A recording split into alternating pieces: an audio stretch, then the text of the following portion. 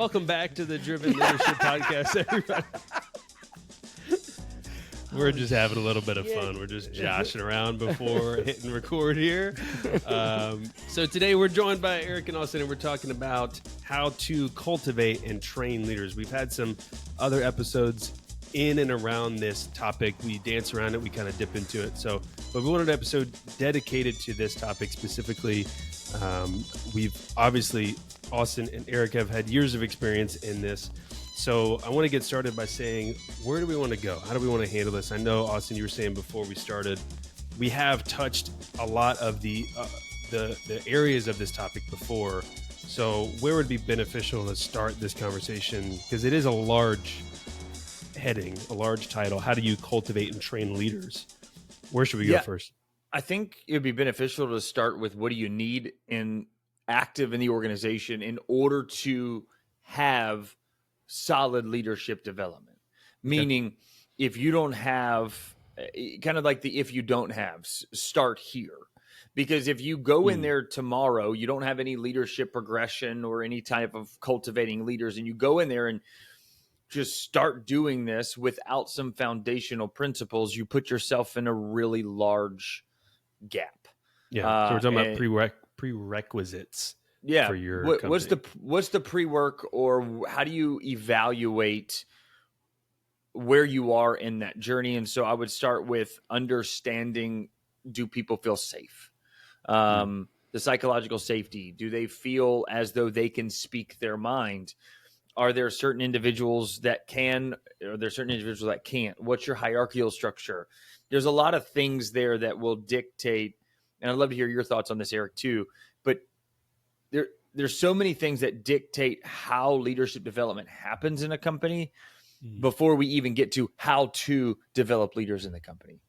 So I think it's important to kind of go back to then go forward. Okay. So, my thoughts go, it depends on the size of the company to start. So if we got I won't say super small, because if it's one or two people, that's a different thing, and they need to figure out how to grow the company versus usually develop leaders. But we start getting around smaller companies, 10 to 50 people. It's actually different in developing leaders than is a larger one, because the 10 to 50 people, the development of leaders usually comes down to the one or two people that are running the company. They need to develop, and as they develop, they start to be able to create some of the environment that Austin's talking about, being able to create trust and psychological safety and feedback being done well. And it's a culture of feedback where people hear it. There's coaching and observation that are taking place. Usually, I wish most small business owners had some background in doing all that, but usually they're good at whatever their business is doing in that size. And then we struggle through the leader. How do you develop people and create buy-in and all that stuff? Yeah. So there's this, there's a huge need there for developing, but it's usually at the very top of the organization that needs a lot of it. You start getting bigger than that and you go 50, 75, probably the same, but you start getting closer to 150, somewhere in that range. There's another transition that goes into where this executive team is now running this business. And as the executive team is doing it, now that team needs to collaborate and have safety and all these type of things. And how do we develop those people is happening between the company growth from 50 to 150. And what are we doing to help? And I'd love to just in the podcast right here and just say, just send them to us. I mean, we can do that. So good, but yeah, well, I appreciate you listening, everybody. No, but I mean, that's what we're coupling with. And that's usually where it's teams of that size or companies of that size because that's where, if you do a really good job, the rest is set up. And if you start getting above 150 and you start getting into these bigger teams, and some of the businesses we work with are anywhere from 5 to 50,000 or more. We had one company we worked with that was like 250,000 people around the world. Yeah. We did not work with all of them, but they become microcosms and subcultures and all these different things that go on internally. So going back to what size is the company and who do we work with? Who are we developing? And then the second part is, what are we developing, right? So what are we developing? Austin, I mean, you couldn't nail it any better, right? If we don't have psychological safety, if we're not good at feedback, if you're going to develop people, they need a place to fail. And that's why psychological safety really matters, is because if you're developing leaders, they need to fail. And that may be where we probably should start this, is that we need an environment. The reason all that matters, we need an environment that they can make mistakes and grow through it, because when you're learning anything new, you make mistakes. And in leadership, I feel like you make more mistakes than almost anything else, because every situation is slightly different. Did you take this into account? Did you listen to people? Did you have as many data points as you could? And even when you do, you still screw it up. So, what's that look like because I'm always so cognizant of how we communicate to business leaders or owners who listen to this, where it's like, yeah, let your people fail. But what does that practically look like? Or who has been a role model for you in that, where, hey, this leader allowed me to fail? And what is that practically? Because at the end of the day, you can't just have people like, oh, I didn't hit my targets, that's okay, we have a culture of failure. And I know that's not what you're saying. So what does it really look like? For me, I would say I had a really great environment growing up through leadership, that it wasn't, I hate to fail. I'm a perfectionist among all perfectionists. I will do everything in my power, rather than lie, cheat, and steal, to not fail. But as a perfectionist and as a recovering perfectionist, let me put it like that, the thing for me is, it didn't matter how many times you let me or tell me it's safe to fail, I'm not going to fail. But what I was able to put into perspective was, I can make decisions and take risk that may not be the right or the best decisions or risk to take. And I'll never forget this. It was, I'm not going to go through all the logistical details here, but it was a Saturday. It was our busiest day of the week. I'm the only leader in the business, and I was bored because we were just crushing it. We had an 8-star team, and I said, man, how do we challenge ourselves to break through? It's a conversation we're having in our leadership team. And so I just said, all right, everything's done. I'm going to send 7 people home, including front of house staff and back of house staff. And man, we got absolutely annihilated. We did this thing called condensing, which is just running from one side of the kitchen, not the other, to go ahead and pre-clean. And when I tell you it was a crap show, it was a crap show. But we hit a record on the most we've ever done condensed ever in the business. We were all crying and in pain, and it was horrible. And we had to give so many guests free meals, and it was not great. However, I remember at the time the owner came up and he put his hand on my shoulder the next day as he was like, what happened on Saturday? And so told him what happened, and he said, hey man, we broke a record for being in condensed. Good job. Make that call every Saturday. Like, make that call. Like, if that's the call you felt like you needed to make it every Saturday. If that's what you needed to make, we will get better. We'll push through this, and we're going to learn from it. We're not learning from being comfortable. And that conversation transformed a massive thing in me of just like, we don't grow in comfort. And so I have a space to take some risk that are not comfortable. And I have the support, as long as the reason I'm making it is not for comfort. Well, and the reality is, like, you didn't need him to come in and say, hey, that was dumb, don't do that again. No, he knew. We all knew. Everybody knew, including you. You were the first person to know this was a mistake. And so I knew 5 minutes in. I was like, this sucks. And I can't get them back, unfortunately. They're already at home. I can't call them back in, or I would have tried. So it was really funny, Eric. You'd have loved that. Yeah. Sounds it. But the heart of that story is that having a leader where, first of all, you knew that you were trusted to be able to make calls like that. You knew the vision at that time was to be uncomfortable, to seek breakthrough. That was, I guess, the cultural theme at that time. And so there was that psychological trust to know that I can make a risk here and I'm not going to lose my job and I'm not going to be, beaten down because of it. But I'll put myself back in there. I don't know, Connor, if I was actually really comfortable making that decision. I made it thinking that we were going to be absolutely successful and we were going to crush it and my name was going to be on the wall, right? Like, that's what I really thought. Yeah. And then as it went so bad, I was like, oh no. And I remember having some anxiety getting to Monday, knowing that we're going to review the numbers. We have a leadership meeting. I know it's coming. And I think that was actually this really pivotal, kairos, defining moment at my leadership there, where that was really the first time that I made a decision that had absolutely bombed. And so I really wasn't sure. I was like, this is what they told me to do. I'm going to do it. It didn't work out. What am I going to do now? And it was actually in the response of him that I really believe sparked this creative curiosity that, that it still lives in me today, which is to push bounds constantly. And so anyway, I don't want to just stay on that story the whole time, but I think there are those moments as leaders, and how we respond to those moments to our up and coming leaders define for them how they will move forward in it. What's your thoughts on failure in this before we move on to practical training stuff? What was that? What's your thoughts on like this, the fail, like how to create the psychological safety around failure and to do it practically? Eric didn't like that. The story the whole time. No, the story was great.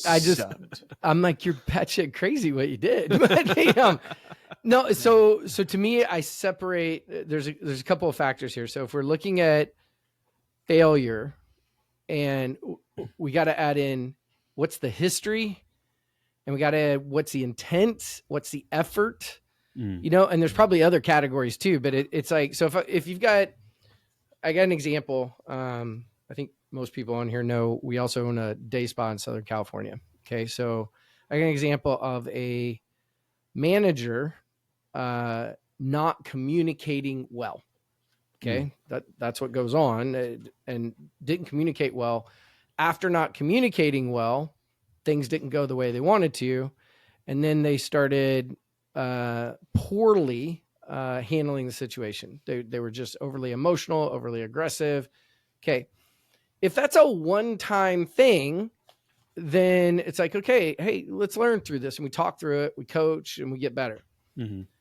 If it's a every time thing, then we got, then the grace goes away. If you were talking about, well, somebody just doesn't really care, the intent and the effort's not there. Well, that's never okay. So you don't get to fail and then not put the effort in.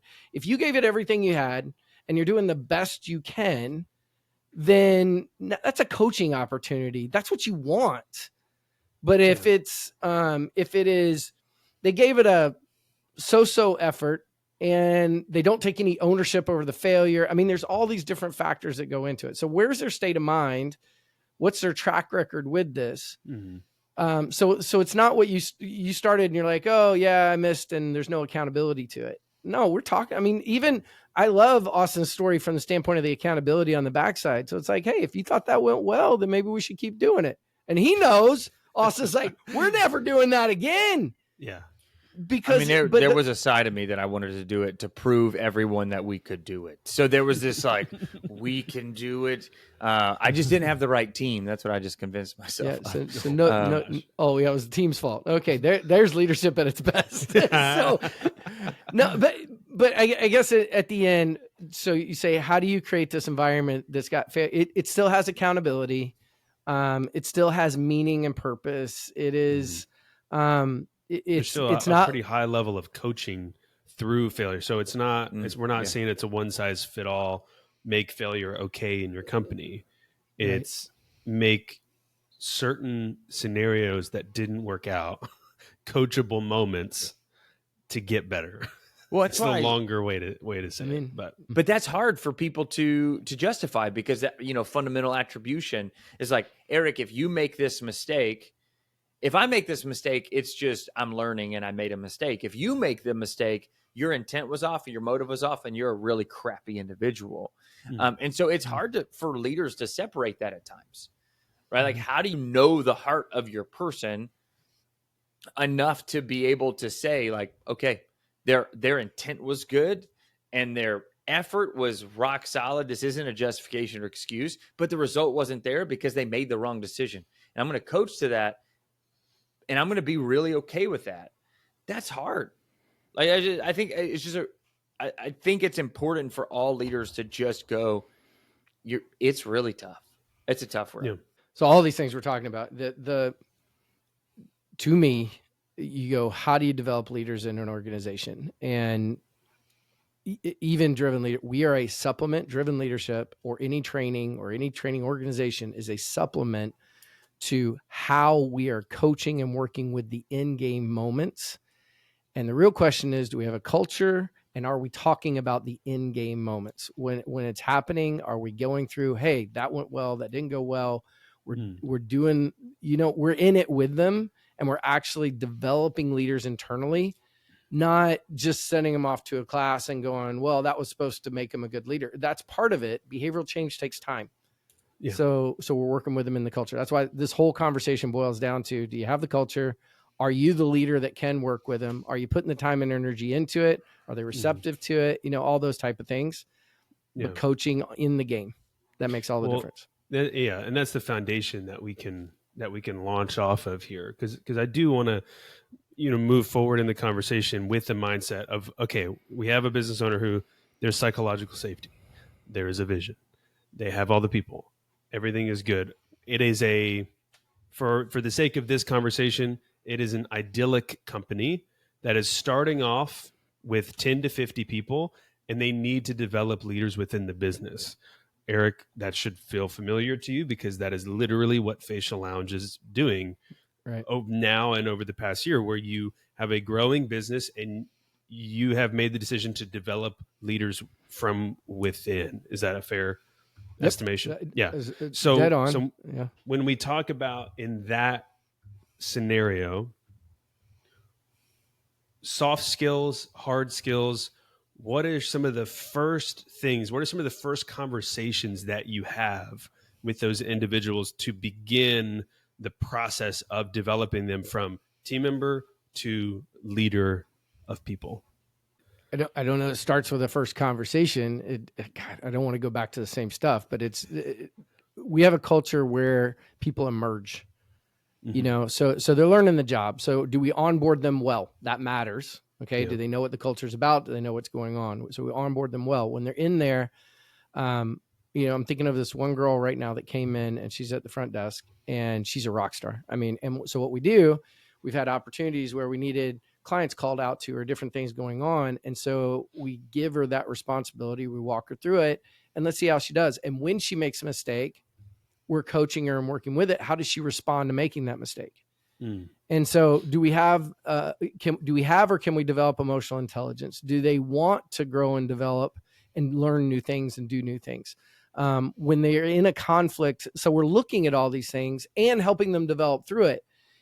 Most importantly, though, do they want to learn and grow, or do they want to justify and make excuses? And so through that, people emerge. And then as they're emerging, we're giving them more responsibility. We're spending more time coaching and working with them and doing those things. Mm-hmm. We're understanding not just an annual review, but what are their long-term targets and goals? Where do they want to grow and develop? Their whole goal may be to be at front desk the rest of their life. Doubtful, but it may be. Yeah. Right. So what are their targets? Are they clear on those? Are they confident when they're talking and working with people in uncomfortable situations? All these things start connecting into management and leadership. And so it's really, from that perspective, it is a long-term job interview. And I think if people go in the mindset, and I'm working for an organization, that I'm in a job interview in every conflict, in every situation, and how I show up, and I want to grow and develop, you're going to start to get some better behavior, and you're going to start to see what you're made of. And then you go, well, that's a lot of work. Welcome to management. That's so funny, because that is where the delineation comes whenever, because in New York, we were faced in a very similar position. It was more like 100 to 150 people that we all hired at the same time. So there was a fast track to leadership. But when the effort started to get into play is whenever people would drop off. It was like, well, what do you mean? Like, I don't want to have to come in, and I just got used to coming in and, drop in chicken or doing the fries or just being on a register all day. Like, I don't want to have to be responsible for money, or to think critically about a schedule, or think critically about a truck shipment. And so it just triggered that thought, because that is where, through that whole process, people can fall off and be like, actually, this isn't for me. I don't want to be a leader. So somebody graduates on to being a leader in an organization, a manager of people. They have proven a whole series of skills that are not normal. I mean, Gallup puts it at 10% of the population naturally has them. or the 5 top ones that they focus on. It's like, it's not common. And so now you can work with people and develop them in and, help people grow into those. But yeah. So anyway, to answer your question, it's a process, and it is, and they emerge as they're doing it, and you can force emerge it. You can create, programs that fast track people and help them be in more responsibility and do those things. At the end of the day, you need to see how they are in responsibility, and then you move them into the management role, and it doesn't change. Now they're just dealing with those tougher situations, ongoing decision-making, discernment, conflict, emotional intelligence, like nonstop. And you're constantly coaching and working with it. So, well, I think one important thing there is like, if they're, and I've heard this a lot, is they want to make leaders come internally through an organization.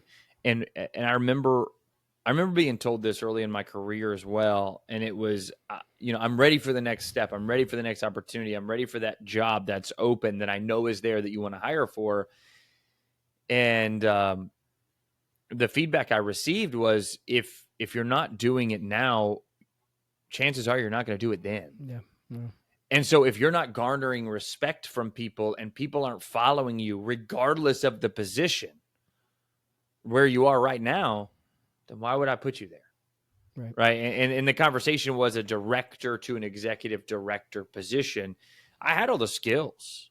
I was already doing the functional work of it, but I didn't have the followership of the director team. So putting me in a position of executive director to lead the directors isn't going to help anybody. It's actually just going to hurt the culture and hurt the team and hurt everybody around.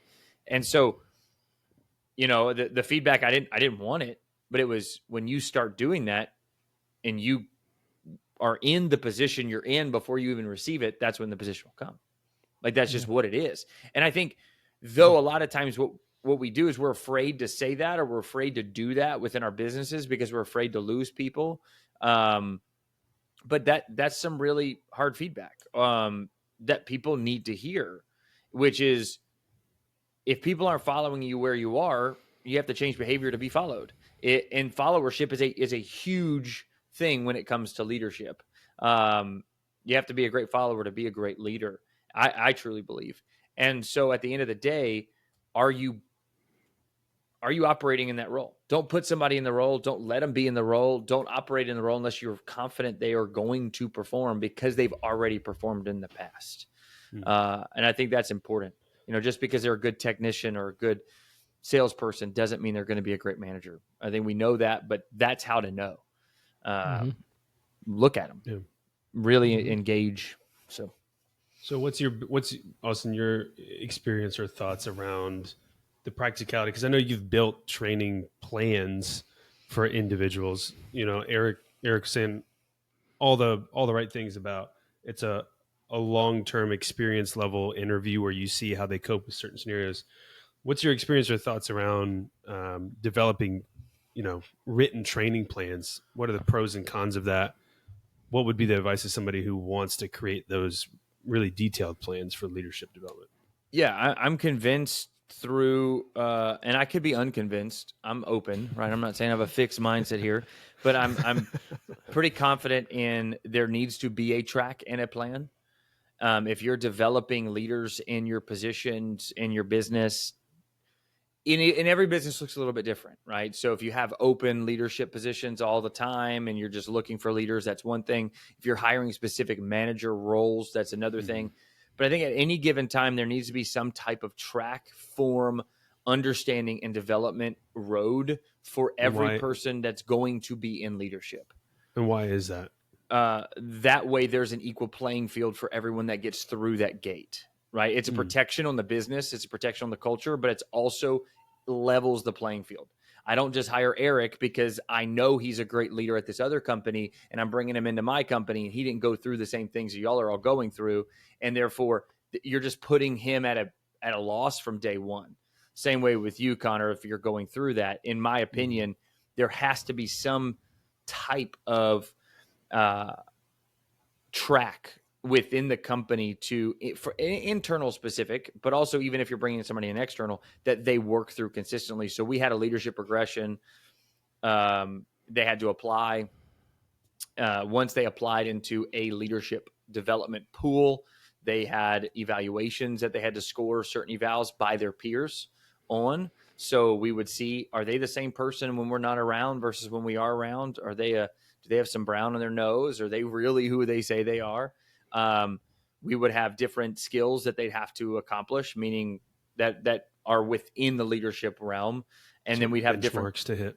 benchmarks. And then we had courses, right? Whether it was different podcasts to go listen to. We prepared podcasts on different topics that they'd have to go discuss, and then worksheets that they would go discuss with other people. What this is doing is it's helping them understand what leadership is as well, because people get in the roles, they're like, well, it's more money and it's, I can boss people around. Well, it's like, no, it's all of these things. And so helping also clarify the expectation of what leadership is. And so when we put that into place, that is when our leadership desire escalated exponentially. And that's also when our business grew exponentially. We had a lot of people coming through the ranks, even if they didn't make it to that leadership. You still develop the skills to get to they're developing further than where you were before. And they're developing a respect for the leader in the role. They're going, I know what they had to go through to get here, and they put in the work. They put in the effort. They put in the time. This wasn't nepotism, favoritism, friendship, or arbitrary. They worked for that. And so it created this we're all in it together mentality that permeated really from the bottom up, not even from the top down. And it was a side effect of doing that. And so massively beneficial. One of the big things that I loved in there was that a peer evaluation, because a lot of times we're not going to hear what actually is happening on the floor or with the other people behind closed doors until they're promoted. And you go, why didn't anybody tell me this before they were promoted? It's like, well, you didn't ask. And you just promoted them. So that peer eval saved us from a lot of pain over the years of putting the wrong person in position, because they were really good when we were around, but they were really crappy when we weren't. So that's interesting. What would you say to people who are looking for maybe an online platform 6-week course to do a leadership certification? Yeah, so I think in if they don't have one built in their company already, is there a plug and play product available? Building one in your company, I will say, was an arduous journey, and it just so happened that we were all we were all trainers, previous training directors, and we all just love leadership. And so we just, we got in a room, we just got crazy with this crap. It was like, this is what we want to do, and this is what our whole business is.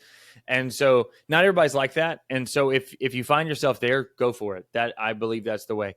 If you're not, we have Summit Virtual Leadership Academy, which isn't like a talking head, nonsensical, here's just instruction. We want to be actual transformation and bring that. And so we have 6-week courses on everything from emotional intelligence to conflict. And so that's a massive resource in helping bring people along. Now, what I would say there's a difference between paid leadership development and internal leadership development as well. And so I would say that's not an or, it's an and.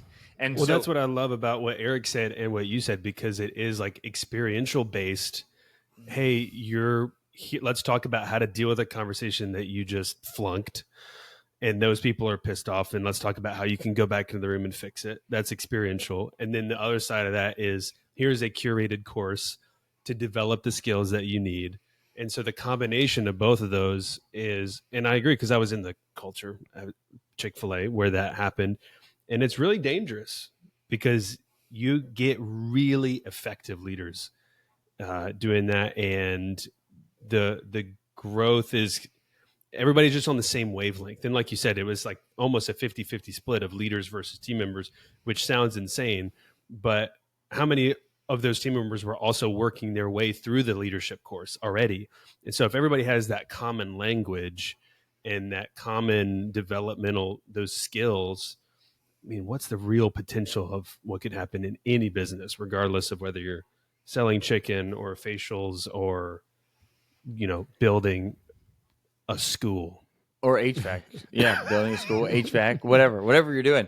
I think I think in general, the principle that I would say through all the conversation today, if I could wrap this up in one simple thing, it would just say it needs to be something that you actually think about and put effort into as a leader. Yeah. It's not going to happen accidentally. You're not going to stumble into a great leadership team. You're not going to stumble into some people do. And I don't want to be like too firm on that. Some people do. You make great hires at times, and those great hires can build teams. Chances are it's going to be really tough to stumble into great leaders. Yeah. And to stumble into a great leadership team and a leadership culture. And so bringing that to the same level you bring all your other goals with that intentionality is crucial for your long-term success and sustainability. Yeah. That's awesome. Eric, what's your thoughts? Did we do the promotion right, Eric? I know you said we had to promote something in every podcast. It was completely shameless. It was just so wonderful. But this genuinely wasn't an episode to promote Summit. It just happened because I'm like, well, wait. It just happened when you said, "Is there a 6-week online course that you would suggest?" That's how it just happened. Yeah, I feel like we just are leading with transparency, which is super important when you're developing leaders as well. So take our course, please. It was, as you two were talking, I'm listening to it and I'm like, I feel like it sounds a lot of times I'm talking people out of taking our stuff, and it's not that. It's so not that. It's that, but I am in a place of going, we are there to supplement all these amazing things you're doing internally. That's our place. Our place isn't to fix all the problems that you're not working on in your business. And so it's like we're not a Band-Aid to kind of, it's like you got to work on this. My opinion on all of this, everything that we're talking about, it still comes down. You guys built this awesome culture at Chick-fil-A. I mean, it's really cool. You broke records. You built the largest one that was out there. I mean, you two are part of creating an amazing team that did amazing things, and everybody wants that. But is everybody willing to do the work to build that? And the answer is no. And the answer is, if somebody is willing to do the work, they may not know how. And that's where we come in, right? Is that when somebody wants to do the work, but they don't know how, let us at them, because it's amazing what we can help them create. But somebody that doesn't want to do the work and expects us to come in and fix their people while they're still leading poorly, it just doesn't work. And so that was kind of my thoughts as I was listening to Austin talk. It's so amazing, unfortunately so rare, that people have stories like what you two have at Chick-fil-A, because most people don't run. Other people at Chick-fil-A I've talked to don't have stories like you have at Chick-fil-A. You did something remarkable within a remarkable company. Yeah. Most people are. I would say that's all Luke, we talked about getting Luke on the podcast and talk about it. Well, but the overall thing is, that's why I love the background, and what you're talking about is because it's coming from something that most businesses are looking to achieve. Yeah. And there is a formula to it. There is a format. When we're developing leaders internally, we need all of it. And that's why it's really challenging to do. But it's also extremely rewarding, because the results are, you're going to have less problems, more creative team, better growth, better, net profit at the end of the day, because it usually shows up in efficiency when we're developing managers. 100%. And you don't go home and go, God, that's stressing me out, that's bothering me. You've got people that are in there handling those problems before they get big. Yeah. I love that. I mean, as the end of it is like, it's not a magic spell that you can, like, it is a formula. There is a strategic way to develop and train and do all the right things within your culture to develop, critical badass leaders. Yeah. So I think the last thing I will say to it is,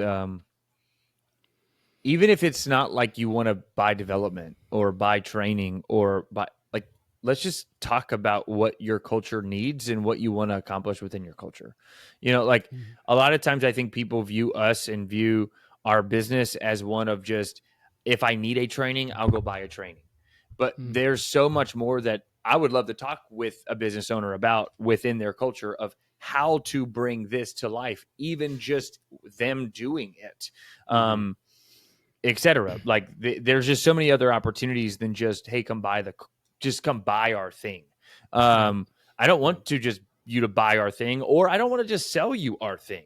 While that's great, I really want to help you achieve, Eric, to your point. I love how you said that, like what we were able to be a part of, because that is in my mind today.